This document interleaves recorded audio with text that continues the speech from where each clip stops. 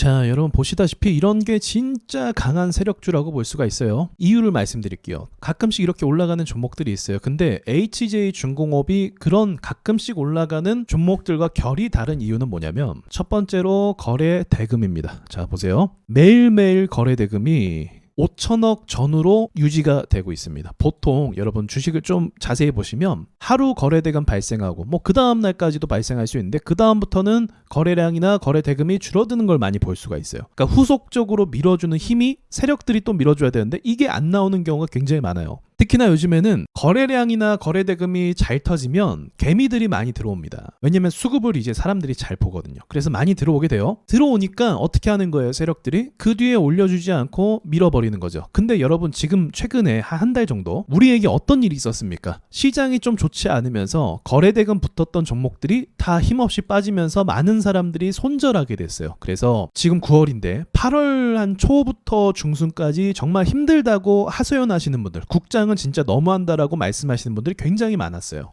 왜냐면 시장이 좋은 것 같아 보이지만 거래대금 터졌지만 그 뒤로 올라가지 않고 계속 내려가는 모습이 반복적으로 나왔기 때문에 그런 거죠. 그리고 중간중간 여러 가지 사건도 사실 있었죠. 자, 그런 것처럼 아무튼 거래량이 좀 많이 나온다 싶으면 세력들이 개미들이 많이 들어오니까 눌러버리는 그런 형태가 반복이 됐단 말이에요. 그런데 사람들이 손절 많이 하고 이제 겁을 먹은 그 시점에 기가 막히게도 이제는 과감하게 멈추지 않고 올리는 이런 모습을 볼 수가 있습니다. 진짜 골 때리죠. 그러니까 만약에 이런 차트가 두산 에너빌리티가 오르고 나서 이런 종목 나왔으면 아마 사람들 많이 수익을 봤을 거예요. 근데 두산 에너빌리티 나오고 나서 그 다음에 막 흔들었기 때문에 손실을 엄청나게 많이 보고 이것 역시도 조심했는데 그 다음부터 이렇게 주가가 막 오르기 시작하는 거죠. 기가 막히지 않습니까? 자, 아무튼 오늘 하고 싶은 이야기는 뭐냐면 이런 게 나와줘야 돼요. 결국은 주식시장은요, 한국에 있는 개인 투자자뿐만이 아니라 외국에 있는 투자자들도 다 우리나라 시장으로 불러 모아줘야 돼요. 그래야 종목들이 하락하지 않고 계속적으로 올라갈 수 있는 효과가 발생하거든요. 그러기 위해서는 외국인 자금도 소화가 가능한 종목이 올라줘야 돼요. 그게 바로 이제 시가총액이 좀 큰 종목들이라고 할 수가 있거든요. 그리고 외국인들이 들어오기에 좀 매력적이어야 돼요. 옆으로 가는 종목에 누가 투자하고 싶겠습니까? 그렇죠. 올라가는 종목에 투자하고 싶죠. 바로 지금 보시는 이 종목처럼 이렇게 올라가면 외국인 개인 투자자들도 다 우리나라 시장을 주목하게 되는 효과가 발생하게 됩니다. 그래서 일시적으로 시장이 더 좋아지는 효과가 발생하게 돼요. 무슨 말인지 아시겠죠? 그러니까 이러한 종목들이 홍보 효과를 통해서 시장이 더 좋아지는 상황으로 만들어준다는 걸 우리가 체크할 필요가 있는 거죠. 그래서 이런 종목이 나오면 이제 어떻게 시장이 흘러가냐면 제2의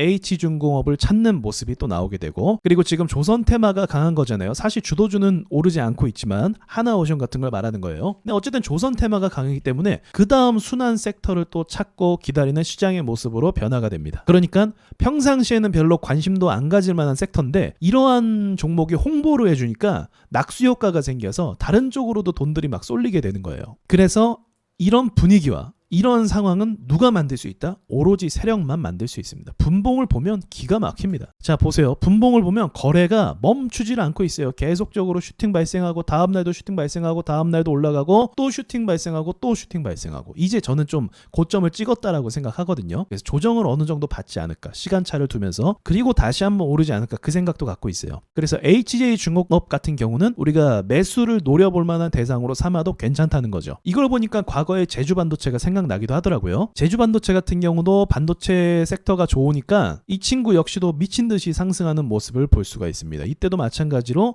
돈들이 계속 붙으면서 상승을 했었어요. 그러니까 비슷한 현상이라고 볼 수가 있는 거죠. 이때도 시장 분위기는 나쁘지 않았습니다. 좋았어요. 자, 저렇게 주도주가 오르니까 이제 오리엔탈 전공 같은 종목도 같이 따라서 크게 오를 수가 있는 이런 기회가 만들어지는 거예요. 그리고 제2의 조선 섹터를 기다리는 투자자들의 그 기다림도 한국 시장의 주목을 받게 되는 거죠. 그래서 얼마 전에 뭔가 터질 것 같다, 부정적인 의미보다는 이제는 좀 시장이 금리 인하도 하니까 긍정적인 무언가로 터지지 않을까라고 생각을 했는데, 저는 지금 이게 터졌다고 생각을 합니다. 그러니까 무슨 사건이 터져야 돼요. 사건이라는 건 대외적인 어떤 뉴스가 있는 것도 있겠죠. 근데 지금처럼 드문 경우긴 하지만 그냥 차트 자체로 투자자들에게 사건처럼 다가오는 일들이 있을 때가 있어요. 그래서 이 정도 수급과 이 정도의 좀 분위기라면 여러분들도 이제 수익을 내시는데 좀 수월한 시장이 되지 않았을까라고 저는 그렇게 생각해서 그 말씀을 좀 전해드리고 싶은 거예요. 사실 여기서 더 좋은 건 이런 주도주 역할하는 우량주 있잖아요. 삼성중공업 이런 종목들, 코스피 200이니까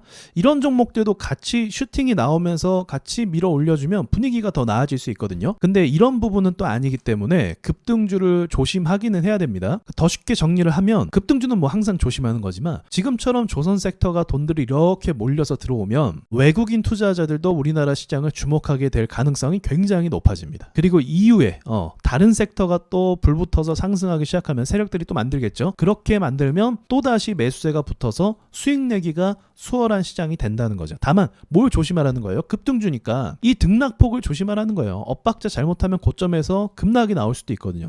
차익 실현 매물은 항상 리스크가 있습니다. 그래서 그것만 좀 조심해서 눌림 대응을 하시면 저는 수익을 낼 수 있을 거라고 생각하고 있어요. 그러니까 제가 알려드리고 싶은 건 그런 거예요. 평상시에 여러분이 현금을 갖고 계시잖아요. 근데 매일매일 주식하면 안 된다니까요. 좋은 기회가 발생했을 때 매수하는 게 아주 기본적인 매매 전략이 되어야 돼요. 왜냐면 여러분 개인 투자자잖아요. 그쵸? 단타로 매일 오전에 할 거 아니면 보통 사람은 그게 힘드니까 기회를 잘 노리셔야 된단 말이에요. 세력들은 돈으로 밀어붙이니까 상관이 없죠. 근데 우리는 세력이 아니잖아요. 그쵸? 그래서 우리는 세력이 주는 기회를 잘 포착해야 되는데 그 기회라는 거 극단적으로 세력이 강하게 밀어 올릴 때 그걸 포착하는 능력, 그리고 세력들이 심하게 빼서 낙폭 과대 종목이 널리게 될 때 그때 이 두 가지가 가장 좋은 기회라고 제가 늘 반복적으로 말씀을 드리죠. 이것만 잘 포착하셔도 주식은 굉장히 수월해진다. 그래서 지금 상황도 막 올라가니까 막 당황스럽고 어떤 사람은 흥분하고 그럴 거예요. 근데 그게 아니라 늘 주식시장에서 기다리던 사이클이 왔다. 뭐 이렇게만 생각하셔서 좀 객관적으로 대응하시면 될 것 같아요. 지금은 기대치가 높은 상황이니까 시장 분위기가 좀 당분간은 좋아지지 않을까라고 생각을 합니다. 자, 제 말이 무슨 말인지 이해가 되시길 바라면서 이상 여기까지 짧은 영상 마치도록 할게요.